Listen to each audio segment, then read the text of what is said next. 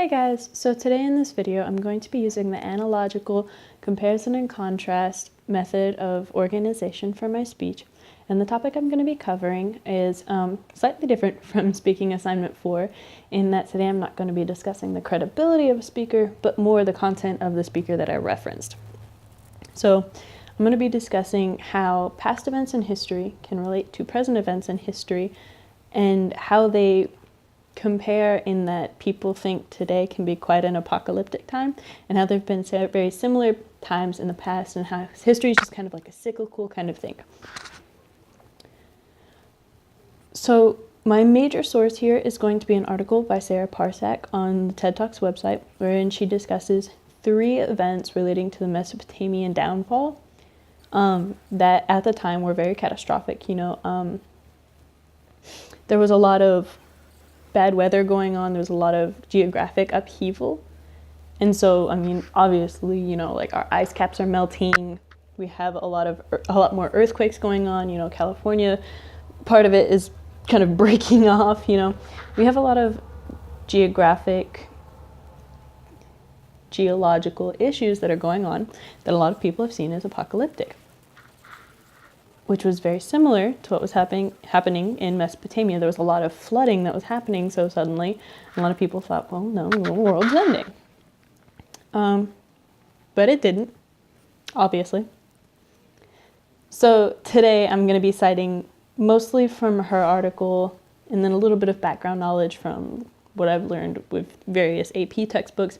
I'll have the links for them in my description, or not the links, sorry, the citations for those in my description, so that'll be there. So let's get into it. So I already mentioned geological changes can affect this, and geological changes occur all the time. So let's move on from that a little bit. Let's talk about economics. So in the past, the world was not as globalized as it is today, obviously, but for civilizations that were very close to each other, for example, Mesopotamia, Egypt, and to a degree India and China via the Silk Road, they were surprisingly interconnected for such a medieval time.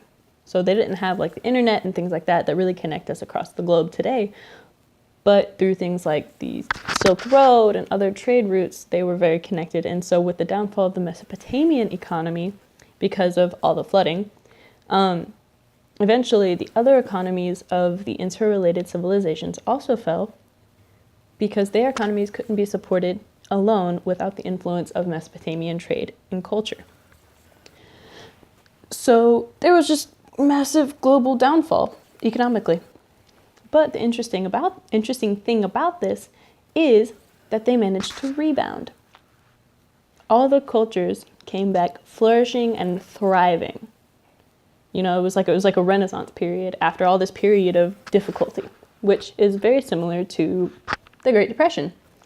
It was a huge period of difficulty and hardship that was caused by an economic downfall in America, which then led to the rest of the world's economic downfall as well. The interesting thing about the Great Depression, though, is that it was preceded by the Roaring Twenties, an era of extreme prosperity. You know what I mean.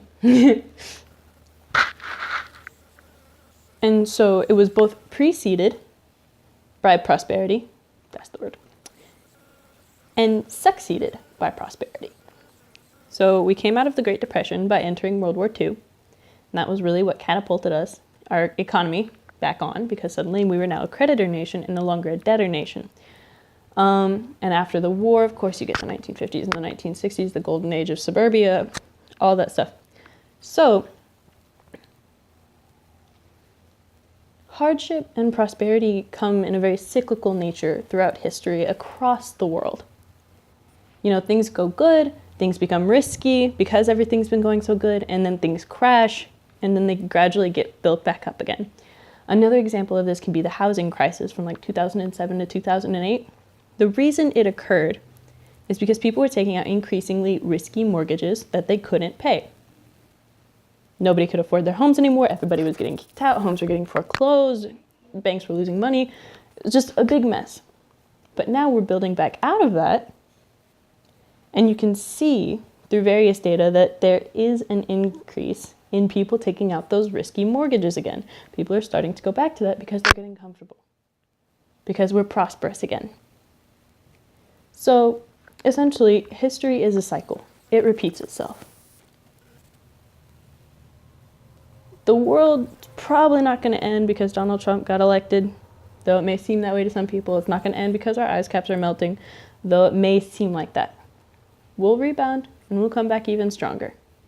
All right, thank you.